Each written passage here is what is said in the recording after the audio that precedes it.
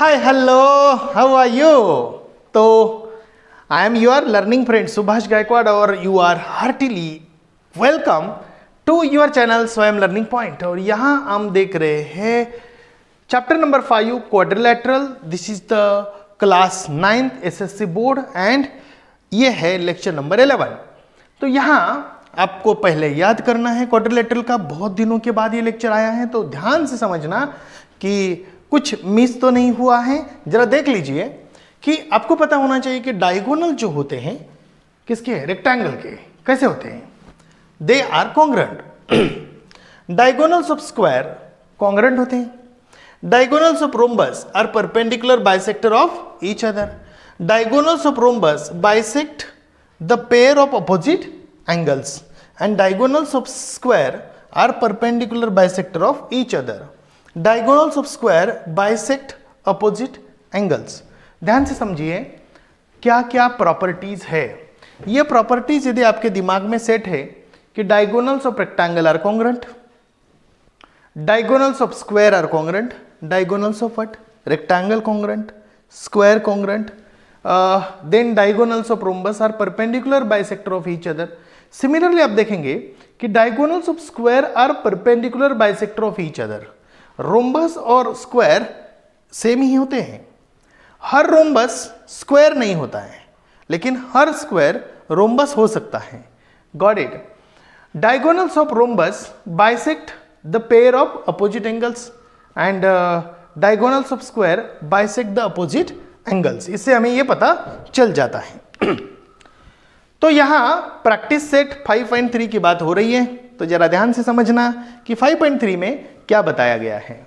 सबसे पहले थ्योरम का जो लेक्चर है यदि वो आपने नहीं देखा होगा तो ध्यान से देख लीजिए, समझ लीजिए। अब हम सॉल्व करने जा रहे हैं एग्जांपल्स को। तो diagonals of rectangle ABCD intersect at point O. If AC is equal to 8 centimeter, then find BO. If CAD is equal to 35 degree, then find ACB. ये हमें फाइंड आउट करना है। कैसे करना समझते हैं, देखते हैं। हम यहाँ सॉल्यूशन लिखते हैं। क्या लिखते हैं? सॉल्यूशन। क्या करना है, क्या दिया हुआ है। Diagonals of rectangle ABCD intersect at O if AC is equal to 8 centimeter, then find BO. हमें क्या फाइंड आउट करना है? BO फाइंड आउट करना है। तो आपको समझना चाहिए कि हम यहां लिखेंगे quadrilateral ABCD is rectangle. Do you agree? अब मुझे बताइए कि यदि ये रेक्टेंगल है तो उनके डायगोनल्स क्या होते हैं? कॉन्ग्रुएंट होते हैं। तो हम यहां क्या लिखेंगे कि diagonal AC is equal to diagonal BD. Is it? अब हमारे पास दिया हुआ है कि AC is equal to 8 centimetre. तो हम लिख सकते हैं कि BD is equal to what? 8 centimetre. अब हमें पता है कि डायगोनल जो है एक दूसरे को क्या करते हैं? बाइसेक्ट करते हैं। तो मतलब वो they bisect each other, you can say that. और तो हम यहां लिख सकते हैं कि BO is equal to half of what that? BD. What the reason? Diagonals of rectangles bisect each other.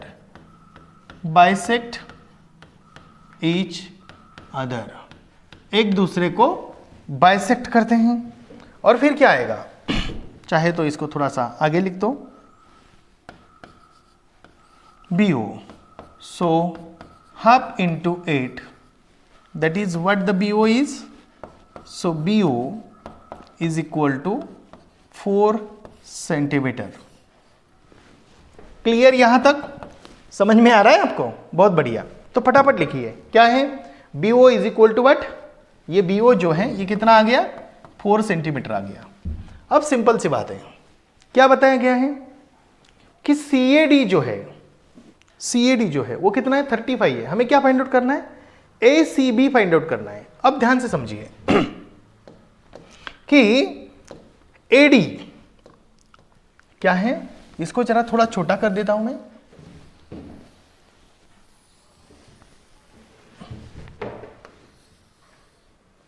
थोड़ा छोटा करके यहां रख देता हूं, ठीक है, चलेगा अभी, गुड। अब समझिए AD किसको पैरेलल है, BC को, तो हम यहां लिख सकते हैं segment AD parallel segment BC. What you can say that the opposite sides of rectangle. Is it opposite sides of what? Rectangle. यदि opposite sides क्या है, पैरेलल है AD and BC, तो on transversal AC क्या लिख सकते हैं, on transversal AC angle CAD is congruent with angle ACB. What you write here? Alternate angles on transversal AC. Alternate angles on transversal AC. समझ रहे हो, AC क्या है, ट्रांसवर्सल है, तो ये अल्टरनेट एंगल हो गया इसके साथ कॉन्ग्रुएंट। अब ये 35 है तो ACB क्या आएगा, बट क्या लिखेंगे, but angle CAD is equal to 35 degree, तो हम क्या लिखेंगे, therefore angle ACB is equal to 35 degree, is it, तो this is what the answer. समझ रहे हो आंसर को, गुड। तो यहां आ गया ये answer, ACB is equal to 35 degree. तो हमारे पास दो आंसर थे, मतलब दो आंसर हमें चाहिए थे, एक चाहिए था BO और एक चाहिए था ACB। हमने कैसे फाइंड आउट किए, बहुत सिंपल, पहले डायगोनल कॉन्ग्रुएंट है, तो एक डायगोनल की वैल्यू दी है 8 गिवन है, तो दूसरे की भी क्या होगी 8 बिकॉज कॉन्ग्रुएंट है। डायगोनल एक दूसरे को बाइसेक्ट करते हैं, ये हमें पता है, वो हमने लिखा, तो फिर BO is half of BD, ठीक है, diagonals of rectangle bisect each other, तो वो आ गया BO is equal to 4 centimetre. अब AD और BC रेक्टेंगल है तो वो क्या है, पैरेललोग्राम है। यदि रेक्टेंगल पैरेललोग्राम है तो उसके अपोजिट साइड्स क्या है, पैरेलल है। अपोजिट साइड्स यदि पैरेलल है तो AD is parallel to BC, तो CAD and ACB are congruent because of alternate angles of on transversal AC. ये alternate angle है, ये एंगल और ये एंगल क्या है, alternate एंगल है on transversal what, AC. And therefore if CAD is 35, it is what, given, ये given है CAD 35, तो ACB क्या होना चाहिए, ACB is 35। तो क्या आपने लिखा, ये सॉल्व किया, फटाफट सॉल्व करिए और फिर नेक्स्ट एग्जाम्पल पे चलिए, तब तक इसको पॉज कर सकते हो, ठीक है, good. Next, what's the question, in rhombus PQRS if PQ is 7.5, of course PQ यदि 7.5 है तो what is QR, it is 7.5, it is what, 7.5, then find the measure of PQR, okay, and SRQ, oh simple, amazing ना, amazing. देखिए हमें solution निकालना है और ये सॉल्यूशन हमारे लिए बहुत ही आसान है। क्या क्या पता है रोम्बस के बारे में, पहले तो लिखो, क्वाड्रिलेटरल PQRS इज रोम्बस। यदि ये रोम्बस हैं तो उसके सभी साइड्स इक्वल होते हैं, तो PQ is equal to QR is equal to 7.5। क्या बोले हम, okay, sides of rhombus are congruent, sides of rhombus are congruent, are what, congruent. क्या आप जानते हो, नहीं तो अभी जानने लगे हो कि रोम्बस के साइड्स कॉन्ग्रुएंट होते हैं, तो 7.5 हो गया। अब बात हो रही है QPS। देखिए QPS है तो हमें क्या फाइंड आउट करना है, SRQ भी फाइंड आउट करना है। तो बहुत सिंपल, आपको पता है कि रोम्बस के जो अपोजिट एंगल्स हैं वो कॉन्ग्रुएंट होते हैं, is it, and adjacent angle supplementary होते हैं। That's amazing. ओके, तो हम क्या लिखेंगे, angle QPS, angle QPS is congruent with angle SRQ. What is the reason? Opposite angles of rhombus, opposite angles of rhombus. अब ध्यान से समझिए कि QPS क्या दिया हुआ है, but angle QPS is equal to 75 degree, and therefore हम लिख सकते हैं कि angle SRQ is equal to 75 degree. अब ये तो हो गया, इसके आगे का देखिए ना, angle QPS and angle PQR are supplementary. Angle QPS plus angle PQR is what? Supplementary. What that? Adjacent angles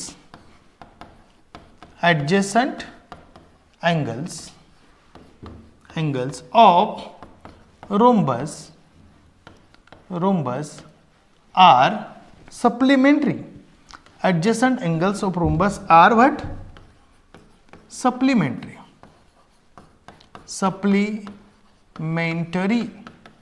यदि उसको हम सप्लीमेंट्री बोलते हैं तो आराम से हम सप्लीमेंट्री बोले तो क्या होगा, 180 है। अब QPS की वैल्यू कितनी है, देखो ना, QPS की वैल्यू कितनी है, 75 है, बराबर है। तो लिखो यहाँ 75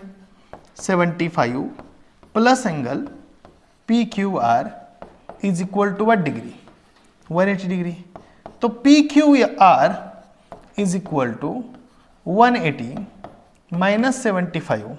तो मुझे तो लग रहा है कि ये angle PQR is equal to 105 degree होगा, इज इट। अब तो हो गया, PQR फाइंड आउट करना था और SRQ फाइंड आउट करना था। SRQ क्या आ गया, 75। ये क्या आ गया, ये आ गया 105। तो ये भी क्या होगा, 105। यदि पूछा होगा तो हम सॉल्व कर सकते हैं आराम से। क्लियर हो रहा है भाई, रोम्बस है तो उसके साइड्स कॉन्ग्रुएंट होते हैं, अपोजिट एंगल्स कॉन्ग्रुएंट होते हैं, एडजेसेंट एंगल्स सप्लीमेंट्री होते हैं। इसी का तो इस्तेमाल करना है। एडजेसेंट एंगल यानी 75 और Q क्या है, तो 105 आएगा। वो अपोजिट एंगल्स कॉन्ग्रुएंट है तो ये 75, तो वो क्या आएगा, 75। आसान है। थर्ड वाला, डायगोनल्स ऑफ स्क्वायर IJKL। ये पीछे वाला लिखा ना आपने, ध्यान से समझिए। You can take a screenshot, ठीक है। हाँ, लेकिन सॉल्व करो, मेरे साथ सॉल्व करो, बहुत बढ़िया रहेगा। नेक्स्ट बात करते हैं, diagonals of square IJKL intersect at point M। Okay, ये स्क्वायर के डायगोनल है। Find the measures of IMJ, JIK and LJK। ये थोड़ा सा क्या क्या है जरा देखते हैं। क्या फाइंड आउट करना है, IMJ। ये IMJ क्या है, IMJ का मतलब है कि मुझे ये फाइंड आउट करना है, IMJ ये फाइंड आउट करना है। हो, मैंने तो डायरेक्टली लिख दिया 90 डिग्री। क्यों, बोलो क्यों, diagonals of square perpendicular bisector of each other. Okay, तो हम यहां डायरेक्टली लिख सकते हैं सॉल्यूशन में। क्या लिखेंगे, लिखेंगे quadrilateral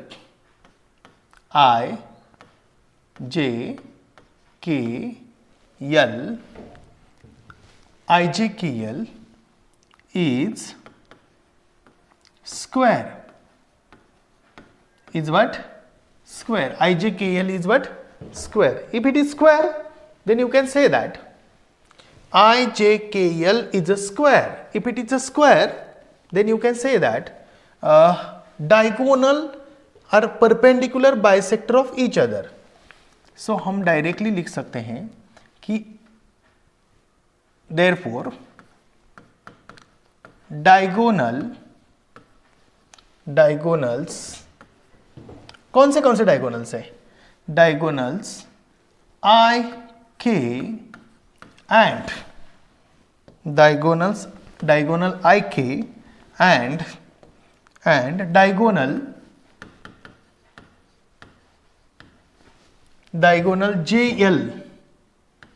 JL are perpendicular bisector of each other.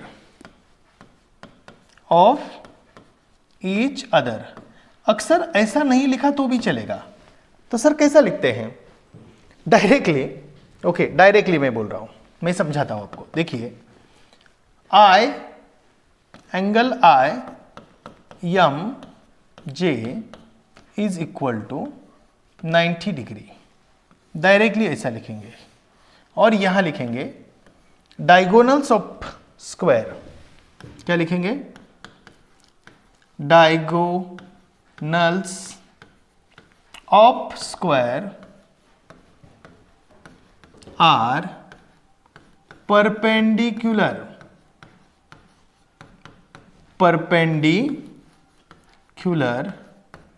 Bisector of each other. मैं क्या बोला? आप ये लिख रहे हो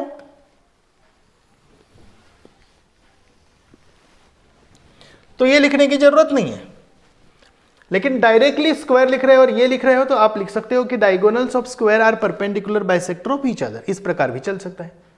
अब हमें चाहिए कि जे आई के क्या चाहिए? जे आई के हो, दैट्स अमेजिंग। आपको पता है कि angle I, what that? Angle I is equal to, और क्या चाहिए? एल जे के भी चाहिए। Okay that's great. Angle J, angle K, angle L is equal to 90 degree. Angles of square, what you can write here? Angles of square. Square के angle क्या होते हैं बोलो ना? 90 डिग्री होते हैं। अब एक बात समझो कि स्क्वायर के जो डायगोनल है वो अपोजिट एंगल को बाइसेक्ट करते हैं, तो डायरेक्टली हम लिख सकते हैं कि angle J I K is equal to half of angle I. J I K half of angle I and L J K angle L J के हाफ ऑफ एंगल जे। यहां डायरेक्ट वैल्यू लिख सकते हो into 90 is equal to 45 degree, और यहां ऐसे लिख सकते हो कि half into 90 is equal to 45, और यहां डायरेक्टली रीजन लिख सकते हो। क्या रीजन लिख सकते हो? जे आई के समझ आ गया? जे आई के एल जे के, तो मतलब ये एंगल, और क्या है? जे आई के यानी ये एंगल। तो क्या लिखते हैं इधर? Diagonals of square, diagonals of square bisect pair of opposite angle, pair of opposite angles, pair of opposite angles. Opposite angles के पेयर को वो क्या करते हैं बेटा? वो बाइसेक्ट करते हैं। That's amazing and easy to understand. तो आपको समझ आ गया। अब हमें क्या लिखना है? फाइनली आंसर लिखना है। तो हम क्या करेंगे? यहां फाइनली आंसर ऐसा लिखेंगे, what is the value of I M J?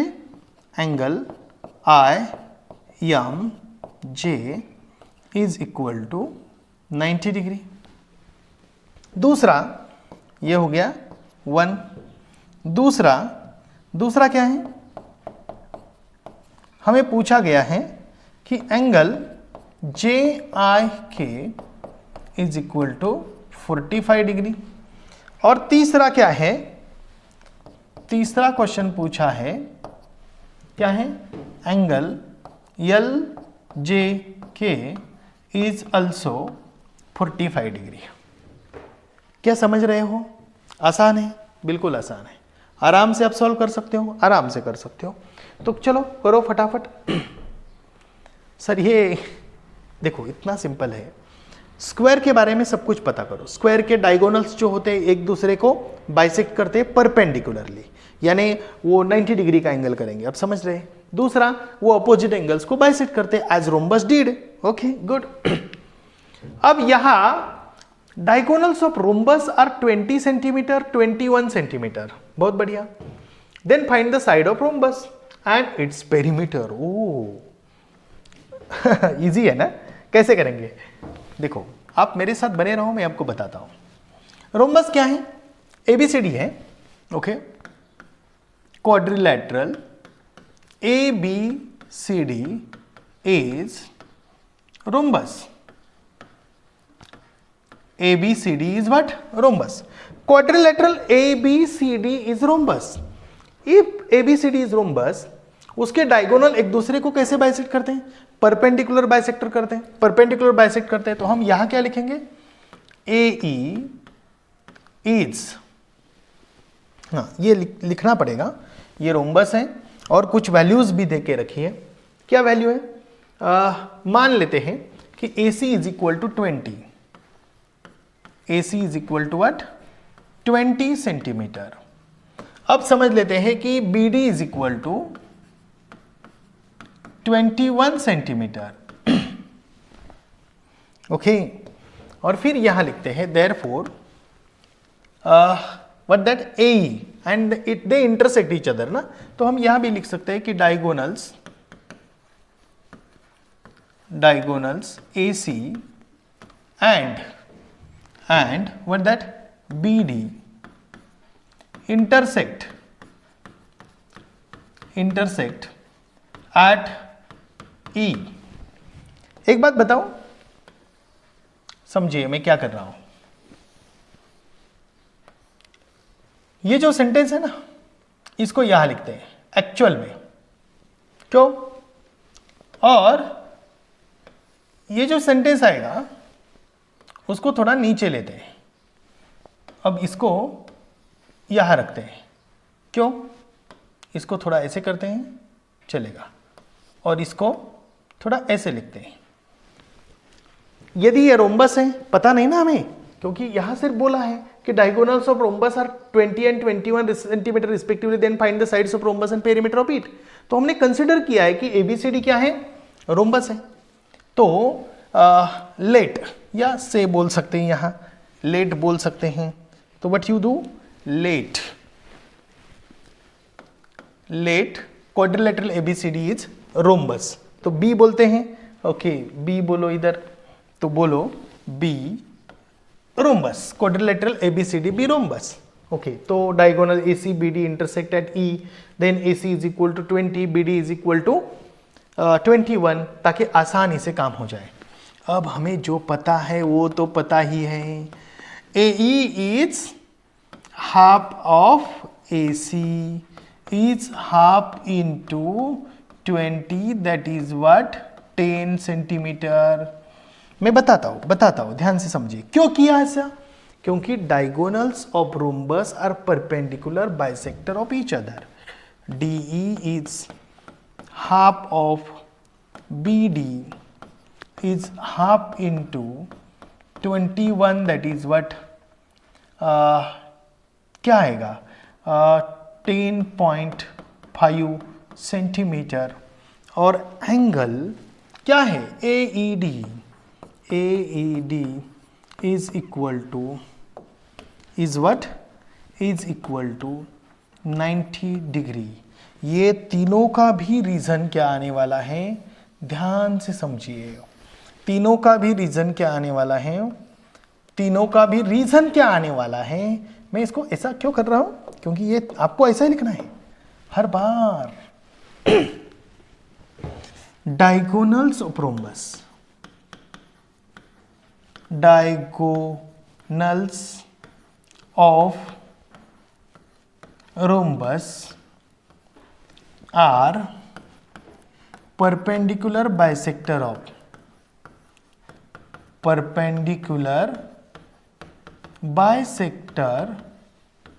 of each other.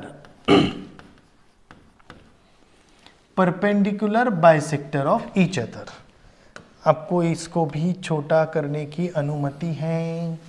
You can make this is a smaller to understand and to write. Got it? Good. आसान है. AE is half of AC, DE is half of BD, AED 90 degree. क्या reason है? Diagonals of rhombus are perpendicular bisector of each other. अब देखिए मजा आएगा. In triangle AED में Pythagoras इस्तेमाल करो फटाफट. तो in triangle AED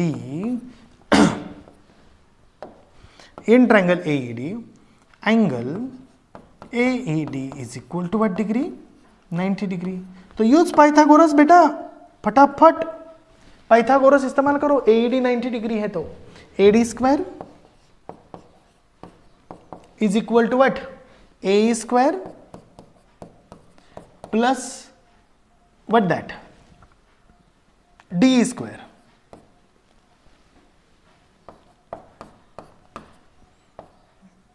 bye Pythagoras theorem. Put the value फटाफट. क्या वैल्यू आएगी? ए की वैल्यू कितनी है? 10. डी की वैल्यू कितनी है? 10.5 का स्क्वायर. अब ये हो गया AD का स्क्वायर. अब यहां कैलकुलेशन की बारी आती है. जब कैलकुलेशंस की बारी आती है बहुत बार तकलीफ हो सकती है. तकलीफ ना हो इसके लिए मैं आसान तरीका आपके लिए ढूंढ के लेके आता हूं. देखिए ये हो गया तो 100, ये तो आसान है. अब इसकी बात करते हैं. तो 105 डिवाइडेड बाय 10 और इसका स्क्वायर करना आसान है डिफिकल्ट है?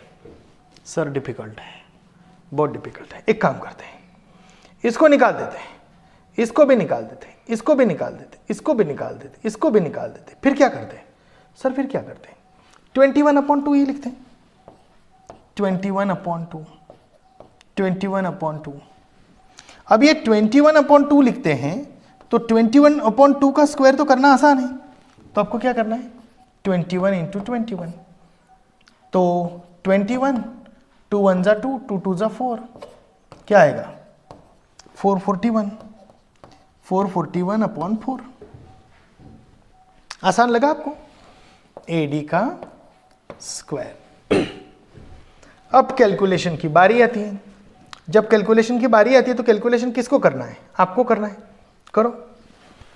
AD square is equal to 400 प्लस 441 डिवाइड बाय 4. सर समझा नहीं, क्या किया? 4 × 100 वाट? 400. अब क्या होगा? AD square is equal to 841 divide by 4. अब कैलकुलेशन करो. 841 ये किसका स्क्वायर है? ये स्क्वायर किसका है? इसको जरा ध्यान से समझिए तो आपको समझ में आ जाएगा कि देखो 25 का स्क्वायर तो 625 है. 27, 28, 29. कोशिश करते हैं कि 29 का स्क्वायर करते हैं. 9 9 = 81, 9 2 = 18. 18 and 8 कितना होता है? 26. ओके. 2 9 = 18, 2 2 = 4 and 1 कितना होता है? 5. ओके. 1 14 और यहां आ गया 8, 841. तो इसका मतलब हो गया कि AD इज इक्वल टू 29/2. अब 29/2 यानी क्या? कैलकुलेशन तो आसान जाना चाहिए. इसको मैं थोड़ा सा कैलकुलेशन को बाजू रख देता हूं. क्यों? क्योंकि इसने हमारी मदद की है, इसके कारण इसको यहां रख दो, चलेगा. करो फटाफट. अब क्या होगा? 2 1 जा 2, 2 4 जा 8, तो 14.5 सेंटीमीटर। अब ये हो गया बेटा AD is equal to 14.5 centimetre. अब तुम्हारी जिम्मेदारी है, अब ये 14.5 सेंटीमीटर लिखो या 29 अपॉन कैसा भी, आपकी मर्जी। अब इसको ये जो पेरीमीटर निकालना है, पेरीमीटर ऑफ ABCD, तो perimeter of quadrilateral ABCD is equal to 4 into what AD। तो करो 4 इंटू वट 14.5 सेंटीमीटर। अब ये क्वेश्चन आपके हवाले। सर 14.5 इंटू 4 कर दो, 4 5 जा 20, 4 4 जा कितना होता है 16 इंटू 18, 4 4 जा 16, 16 इंटू 18, 4 1 जा 4 and 1 5। चेक करो 5 80 या 58 सेंटीमीटर पेरीमीटर है, तो वो लेंथ जैसी कैलकुलेट की जाती है, तो that is what called as a 58 centimetre. समझ आ गया आपको? यहां तक यदि क्लियर हो गया है तो थोड़ा आगे चलें। Got it? मुझे उम्मीद है कि आपको यह क्वेश्चन भारी पड़ा होगा थोड़ा सा, इसको ध्यान से समझिए। किया क्या? कैलकुलेशन के लिए भारी है। रोम्बस है तो डायगोनल परपेंडिकुलर बाइसेक्टर होने को ही है। यदि ऐसा है तो ये सब लिख लिया, और फिर इसके बाद क्या किया? पाइथागोरस इस्तेमाल किया। पाइथागोरस इस्तेमाल करके, यही तो थोड़ी सी तकलीफ होती है यहाँ पाइथागोरस इस्तेमाल करने में। हमने देखा था कि भाई हम इसको इस्तेमाल करेंगे, लेकिन इसको इस्तेमाल करना ठीक नहीं था। अभी इसको मैं कैलकुलेशन कैंसिल करूँ तो ये पूरा कैंसिल हो जाएगा, क्योंकि ये सिलेक्ट किया हुआ मैटर है। समझे आप? गुड। तो आगे चलते हैं। अब आगे, state with reasons whether the following statements are true और फॉल्स। अब आपकी बारी है। आपको इस क्वेश्चन के, सभी क्वेश्चंस के आंसर समझदारी से लिखने हैं। क्या लिखेंगे आप समझदारी से? तैयार है आप मेरे साथ? चलो बताइए। बताइए, every parallelogram is rhombus. Her parallelogram rhombus हो सकता है क्या? मे बी यस और नो? नो। पैरेललोग्राम पैरेललोग्राम होता है। Every rhombus is a parallelogram.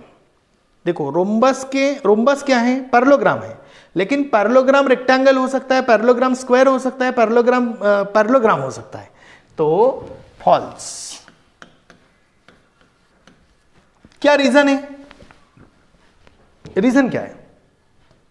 Reason है कि पैरेललोग्राम के अपोजिट साइड्स पैरेलल कॉन्ग्रुएंट होते हैं, डायगोनल बाइसेक्ट करते हैं, लेकिन रोम्बस के डायगोनल एक दूसरे को परपेंडिकुलर बाइसेक्ट करते हैं। समझ रहे हो?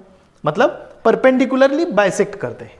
तो हम यहां रीजन क्या लिखेंगे कि डायगोनल्स ऑफ पैरेललोग्राम, कौन सा भी एक लिख सकते हो, diagonals of parallelogram bisect each other, but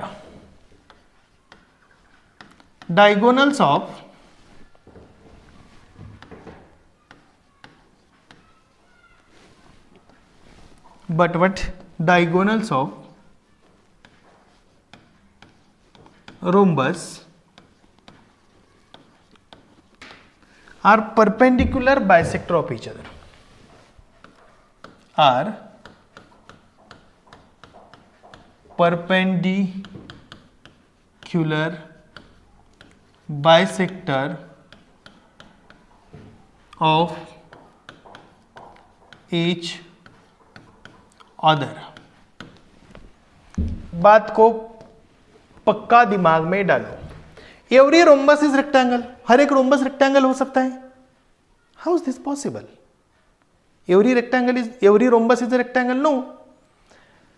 समझिए, रेक्टेंगल के अपोजिट साइड्स कॉन्ग्रुएंट होते हैं, रोम्बस के सभी साइड्स कॉन्ग्रुएंट होते हैं, तो फॉल्स। क्या रीजन है? क्या रीजन लिखोगे? opposite sides of rhombus are, मतलब all sides, you can say that, इधर opposite sides ऐसा नहीं लिखेंगे, all sides of rhombus are congruent, but only opposite sides of rectangle, of what? Rectangle are congruent. एक एक reason लिखो, बहुत सारे रीजंस हो सकते हैं, आप आपकी मर्जी से भी रीजन लिख सकते हो, कोई वांदा नहीं है. Every rectangle is parallelogram, yes of course, true. अब इसका रीजन क्या है? Every rectangle is parallelogram. Rectangles में जो प्रॉपर्टी होते हैं, that property already present in a parallelogram. Every rectangle is parallelogram. Every parallelogram is not rectangle, but every rectangle is parallelogram because opposite sides are parallel, diagonals bisect each other. इधर भी rectangle के opposite sides parallel, diagonal bisect each other. So this property आप यहाँ लिख सकते हो. Every square is a rectangle. हर एक square क्या होता है? रेक्टेंगल होता है. सर ये लिख दो ना मुझे, लिख दो. अरे बेटा ये इतना सिंपल है, मैं आपको बता दूं. देखो what that हम लिख सकते हैं the opposite sides of parallelogram are congruent and diagonal bisect each other. Diagonals bisect each other, and what you can say that the same, yeah, opposite sides of what that opposite sides of parallelogram. तो इधर parallelogram के बजाय मैं क्या लिखता हूं? Rectangle लिखता हूं. क्या लिखता हूं? Rectangle. Opposite sides of rectangle are congruent and diagonals bisect each other as in parallelogram. As in what? Parallelogram. चलेगा, आसान हो जाएगा. Every square is a rectangle. Every square, हर एक स्क्वायर जो है वो रेक्टेंगल होता है. यस ऑफ कोर्स, ट्रू है. Every square is rectangle. Reason क्या है कि the opposite means the diagonals of square and all, diagonals of square are perpendicular bisector of each other as in rectangle. The diagonals of square are perpendicular bisector. What that is? A perpendicular bisector of each other as in diagonals of square are perpendicular bisector of each other as in rectangle. And opposite sides are congruent.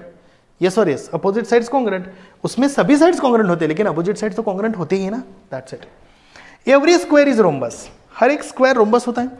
इसको जरा ध्यान से समझिए कि क्या हर एक, मतलब पूरा जो square है, every square, that is what you can say that every square is rhombus. हर एक square rhombus होता है. Of course होता है बेटा. True. क्यों? What's the reason? Every square is rhombus. क्योंकि all the sides of square are congruent as in rhombus. All the sides